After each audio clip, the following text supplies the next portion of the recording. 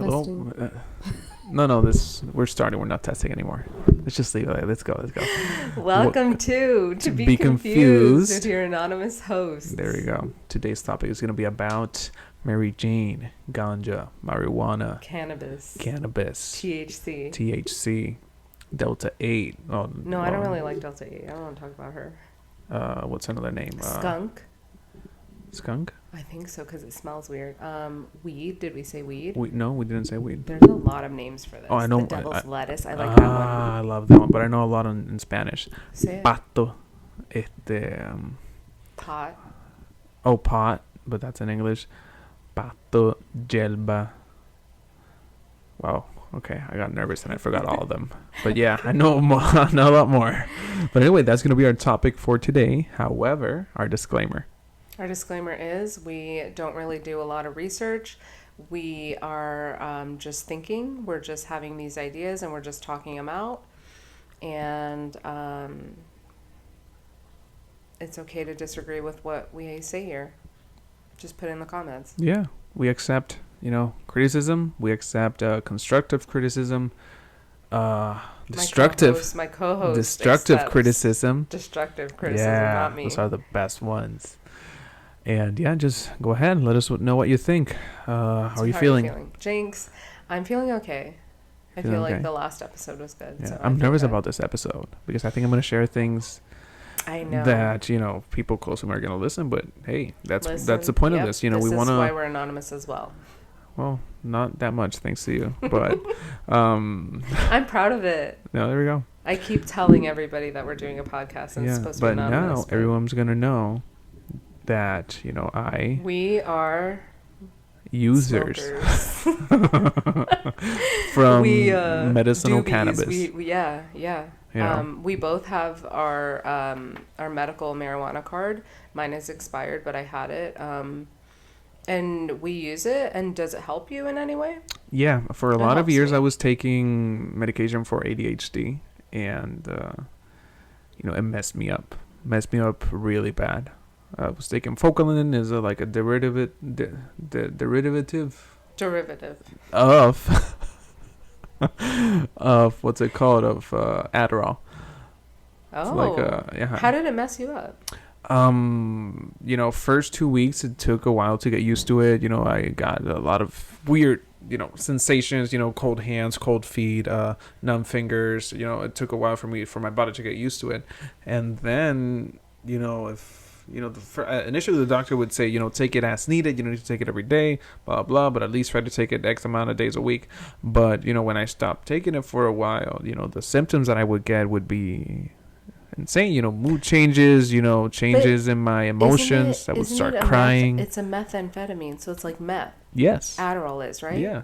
It's literally meth's brother. Yeah, it's a stimulant, a really strong stimulant. And do you know how many kids have ADHD and are on this medication? That's for another episode. Yeah, that's for another episode. Okay, so it helps you. Then I took the decision to take a more holistic, naturalistic route. Somebody helped him make this decision. Yes. I'm not going to toot anybody's horn. Yeah.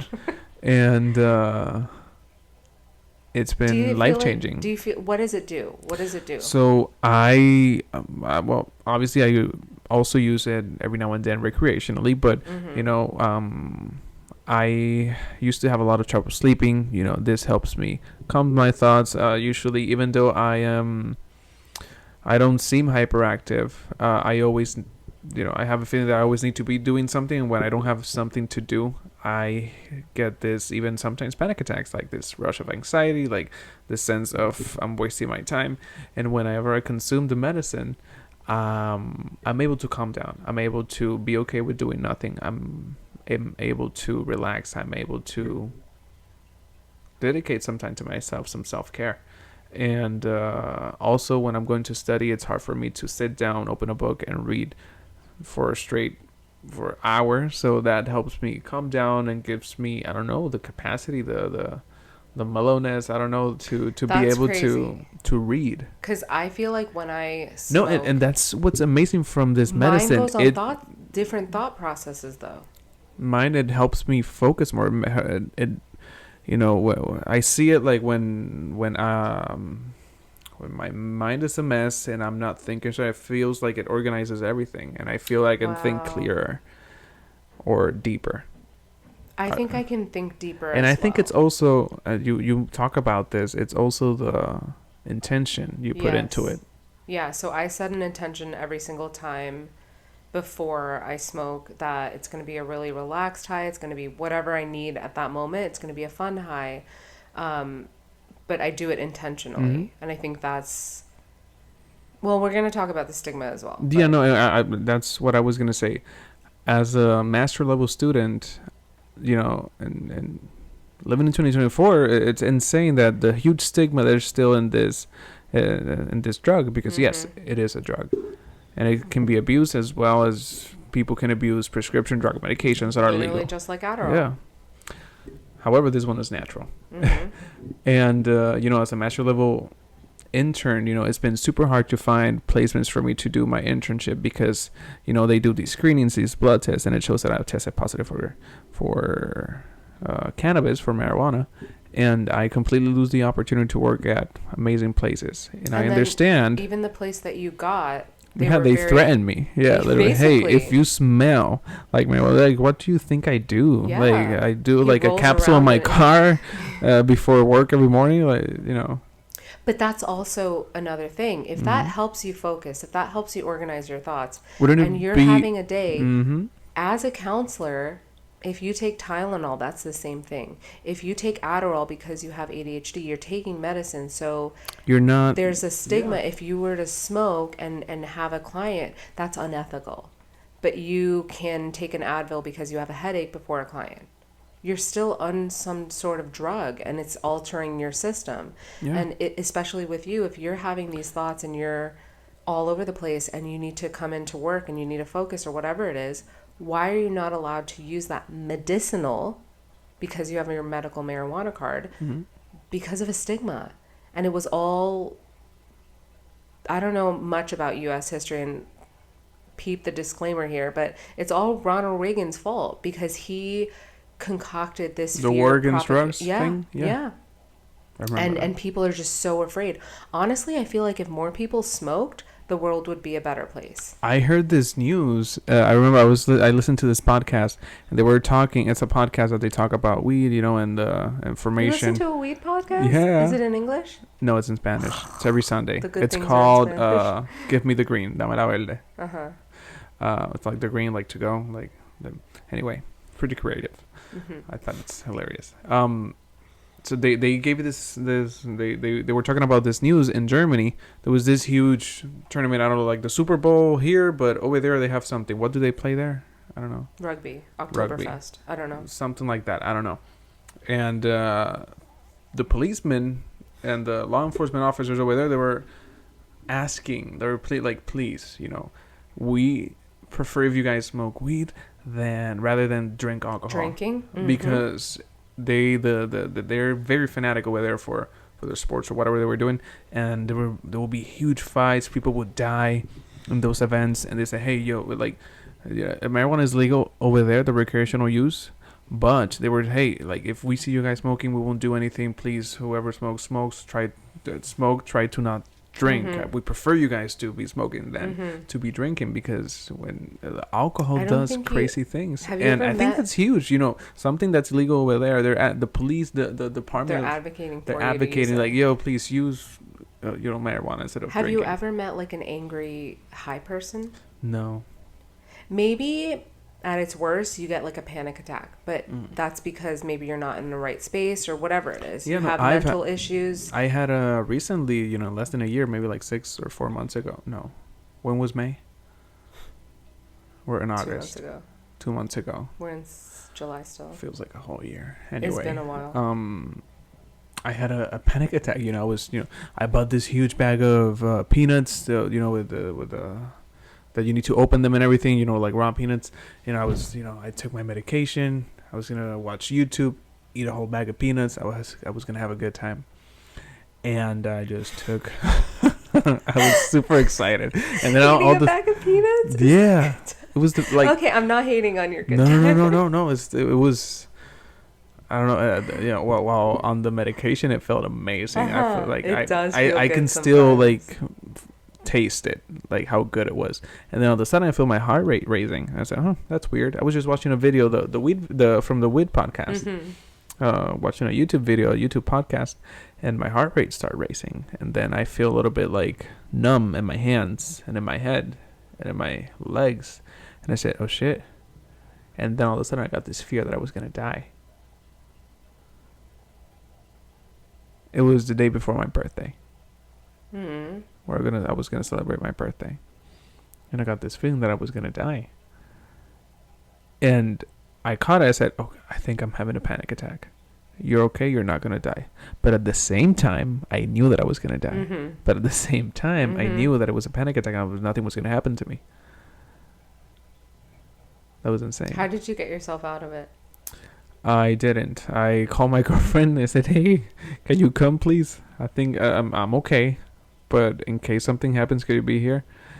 She was super scared, but she managed it really good. She stayed with me. We slept, and the next day we still celebrated my birthday. But even the next day, I felt weird. I felt still those sensations, like that numbness. It was that like.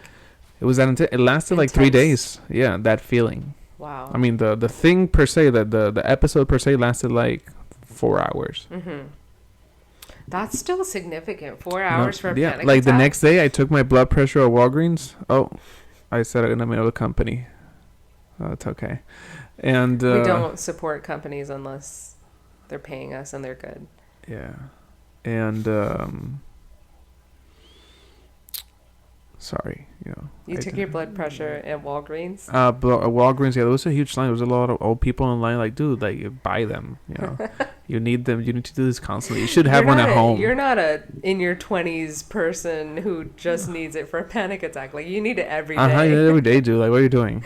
So I, wait on the line.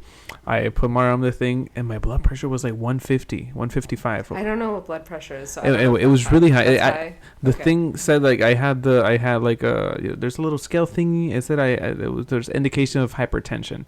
Oh my god. And I go to the, I was super scared, and I go to the that little window in the pharmacy area in Walgreens. I said, "Hey, so the blood pressure machine, it was saying this and that is," and she's looking at me like all stupid. And I was like, "You're okay. It's a little bit high, but nothing's gonna. If there's anything I can drink that you can give me over the counter?" "No, I don't have over the counter blood pressure medication." Like, very passive aggressively. That's mean. You're scared. You have no idea what the heck yeah, is like going on at that with point, you. my blood pressure is like keeps going up because of your assholeness. Yeah. And yeah, why was I And then talking what about happened? this? Just No. because your blood pressure, it lasted for 3 or 4 days after. What When happened? did you feel like you were normal again? I don't know. I think it just started like little by little going away. Okay. So in that example, I feel like people would blame the weed. Exactly, But it's no. not. Oh, that's what I was gonna go into. Thank you. Ooh, there you go. And it's basically all the things that I pushed in, the things that I avoided. Mm-hmm. Sometimes I forgot what I was going with this. Well, since you forgot, I just remembered something. So how is it with your partner? I feel like with my partner, I get argumentative, or I'm very sensitive, and I like to blame the weed, but I think it's just things that I push down, and I don't. Exactly. I'm Okay, too there we go. afraid to talk to him about in normal And sober life. yeah, and I do want to say that the weed, sometimes we could use it accidentally as an excuse to push things out or ignore things. To take responsibility. Yeah. So yeah, I've had that issue with weed sometimes, and that's something I'm trying to work, because if you keep pushing it down, at least in my case, it'll come out one way or the other. Like, your brain will say, "Okay, it's enough. Let me make your body feel like you're dying." And especially when you're using the cannabis as something for relaxation, your body's not holding it down as much, so that's why it kind of explodes. And oh shit! And this is now I gotta talk to him. Yeah, no, I know this. I gotta control it, I guess, as well, because this is a drug, and we're advocates for this medicine, because this is medicine. I feel like using it responsibly, like exactly, and prescribed drugs can harm you. Ads to buy alcohol, and people do not use it responsibly, and alcohol is like literally a poison, but we're selling it to people, and this can help No, with, like this can you're help not with supposed to mental illness. drink and drive, but how many bars are out there? You know, like how do you get to it's inevitable to at least one person And with capitalism, which is what drive it is, drunk. no, the bars are not in like neighborhoods or something like that. You have to drive to a bar, which is 20 minutes away, or downtown to the clubs, and you have to drive home. Like in other countries, they have a lot of places where you just walk. So yes, you're going to be walking in the street drunk, but I mean, I wouldn't advocate for you driving while high either. But I think you should. I think it's just safer to be drive high. responsibly. Now that I've done it. I can't lie. But yeah, what was I going to say is that, marijuana is a drug and you need to use it responsibly as you treat prescribed drugs, prescribed opioid-derived medication, because you can abuse from both. I think I started using it as advocates of it. We are advocating for it, but also advocating for the responsible use for it. Even if you're using it recreationally, there's a way to use it recreationally while even also being safe and being responsible. Yeah. I think for me, like, I started using like more frequently, like not daily, but more multiple times a week because of my mental health, and it just helped. Like, I was able to process a lot of things because I think, and we were talking about it with a coworker today, like sometimes drinking, it releases that societal inhibition or inhibitor. What did he say? Wall, I think. Barrier. Wall is, the barrier. Yeah. So I feel like with that kind of does it for my own personal internal whatever barrier I have. And so when I'm high, I can really talk about what's going on. So I really advocate for marijuana. I think more people should smoke it responsibly. I think that it should be part of our like daily life, like even if it's just like edibles or something like that. I think it should continue being studied and even applied for and mental health practice. 100%. And I think also we can talk about mental health later, but like people don't take mental health as serious as it should be. Like we just started really studying about mental health, and then that can lead us into our next episode where we are going to talk about mental health stigmas from then and how they are now and what the perspective of mental health back then versus now. Okay. All right. What are we leaving our listeners with?